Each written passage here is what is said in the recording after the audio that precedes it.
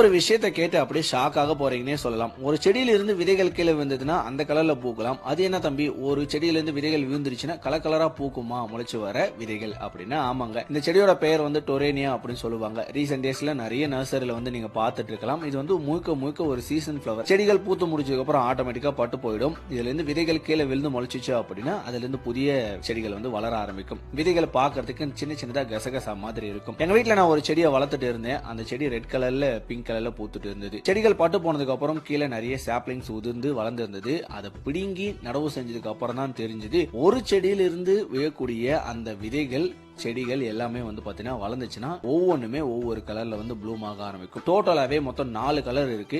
நீங்க வெள்ளை நிறத்தில் இருக்கக்கூடிய செடிகள் வீட்டுல வளர்த்து அதுல இருந்து விதைகள் எடுத்து போட்டீங்க அப்படின்னா 4 கலருமே செடிகள் முளைச்சு வருங்க. இந்த ஒரு இன்ஃபர்மேஷன் ரொம்ப புதுசாவே இருக்கும் நிறைய பேருக்கு. சீக்கிரமா போயிட்டு எங்கேயாவது நர்சரியில பாத்தீங்கன்னா வாங்கிட்டு வந்து வைங்க. சூப்பரா பூத்து குலுங்கும். ஒரு சீசனுக்கு இது முடிஞ்சிச்சு அப்படின்னா அடுத்த சீசனுக்கு கலர் கலரா நம்ம வீட்டுல வச்சுக்கலாம். 4மே வாங்கிட்டு வரணும் அவசியமே இல்லைங்க. இதுல ஒரு கலர் வாங்கிட்டு வந்தா போதும், 4 கலருமே நம்ம வீட்டுல வரும். என்னப்பா தம்பி புது புது இன்ஃபர்மேஷனா சொல்றேன், எப்படி இருக்கு இன்ஃபர்மேஷன் சொல்லிட்டு போங்க.